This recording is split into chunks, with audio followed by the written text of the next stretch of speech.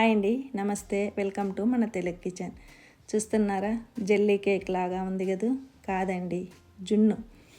అయితే ఇది గేదె పాలు ఆవు పాలతోనో చేసింది కాదు, పౌడర్తో చేసింది. సూపర్ మార్కెట్లో ప్రస్తుతం రోజుల్లో మనకు ఆవు పాలు కానీ గేదె పాలు కానీ జున్ను పాలు జున్ను పాలు అందుబాటులో ఉండడం లేదు. కానీ ఇలా పౌడర్తో కూడా మనకు టేస్ట్ మారకుండా ఉంటుంది. మరి అది ఎలా చేయాలో చూద్దామా? ముందుగా ఇలా 100 గ్రామ్స్ ప్యాకెట్ ఇది జున్ను పౌడర్ది.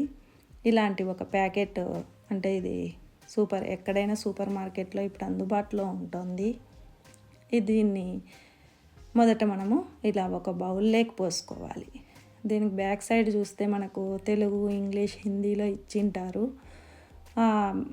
తయారు చేసే విధానం, ఇంకా కొలతలు కూడా ఉంటాయి. కానీ 1/2 లీటర్ పాలు, ఇలాచీ పౌడరు, 100 గ్రామ్స్ ఆఫ్ షుగర్ లేదా 100 గ్రామ్స్ ఆఫ్ జాగరీ అని రాసింటారు.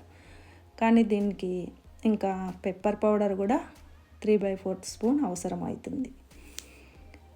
ముందుగా మనము ఆ పౌడర్లో 1/2 లీటర్ పాలు పోయాలి కదా, 1/2 లీటర్ కొద్దిగా పోసుకుంటూ ఇలా మొత్తం ఉండలు లేకుండా కలుపుకోవాలి. తర్వాత ఇలా డార్క్గా ఉండే బెల్లం అయితే బాగా ఉంటుంది. షుగర్ అయినా వేసుకోవచ్చు, లేదంటే ఇలా లైట్ కలర్దైనా మీకు ఏది అందుబాటులో ఉంటే అది వేసుకోండి. బెల్లం అయితే మనకు హెల్తీగా ఉంటుంది. ఇలా మనము తురుముకొని సన్నగా పౌడర్ లాగా తురుముకుంటే త్వరగా కరుగుతుందండి. ఇలా ఇది మాత్రం బెల్లము 150 గ్రామ్స్ అని బ్యాక్ సైడ్ రాసింటారు, కానీ పౌడర్ కొంచెం స్వీట్ ఉంటుంది. 125 గ్రామ్స్ అంటే 1/2 కప్పు మెజర్మెంట్ కప్తో 125 గ్రామ్స్ బెల్లం వేసి అంత బాగా కరిగిన తర్వాత ఇలా వడపోసుకోండి. ఏవైనా నలకలు ఉంటే మనకు ఫిల్టర్ అవుతాయి, కానీ ఏం లేవు. కానీ మరి ఎక్కడైనా ఇసుకుంటే మళ్ళీ మొత్తం పోతుంది కదా. ఇప్పుడు 1/2 స్పూన్ ఇలాచీ పౌడరు, ఇది మిరియాల పొడి పెప్పర్ పౌడర్ 3/4 స్పూన్, 1/4 స్పూన్ కొంచెం ఎక్కువ వేసుకుంటే బాగుంటుంది. ఎందుకంటే పెద్దవాళ్ళు అంటారు కదా, జున్ను పాలంటే వాతము వాయి అని, అందుకని. ఇప్పుడు ఇడ్లీలాగా పెట్టుకోవాలి.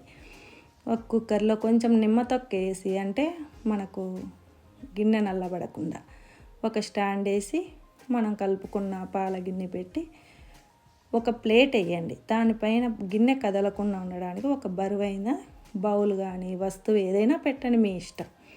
ఇలా పెట్టి ఒక 10 నిమిషాలు మీడియం ఫ్లేమ్లో ఉడికించుకొని మొదట ఇలా చూడండి. మీకు తడి ఏమీ రాలేదంటే తీసేయచ్చు, లేదంటే ఇప్పుడు నాకు కొంచెం తడి వచ్చింది చూడండి, కదులుతోంది. కాబట్టి ఇంకొక 5 మినిట్స్ మళ్ళీ పెట్టుకుంటున్నా. పైన బరువు మాత్రం ఖచ్చితంగా పెట్టండి ప్లేట్ పైన, ఎందుకంటే కుక్కర్లో నీళ్ళు మళ్ళీ దాంట్లోకి రావచ్చు. ఇప్పుడు మనకి పర్ఫెక్ట్గా జున్ను తయారైంది చూడండి. ఇప్పుడు అలా కదలడం లేదు, నైఫ్కి కూడా అంటుకోవడం లేదు, అంతే. ఇక చల్లారిన తర్వాత మనము ఇలా ఇది 3 to 4 అవర్స్ తర్వాత నేను మీకు చూపిస్తున్నా. ఫ్రిడ్జ్లో పెట్టి తీసాను. ఇప్పుడు దీన్ని ప్లేట్లోకి బోర్లిచ్చుకోవడమే. సింపుల్ కదా, ఇడ్లీలాగా మొత్తం మీద 15 నిమిషాల్లో మనకు రెడీ అయిపోతుంది. చల్లారిన తర్వాత కూల్గా తింటే టేస్ట్ చాలా బాగుంటుంది. మీరు కూడా తప్పకుండా ట్రై చేయండి.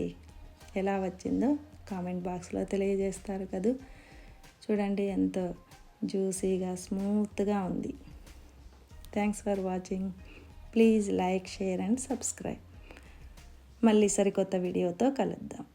ఇక ఇలా సర్వ్ చేసుకోవడమే.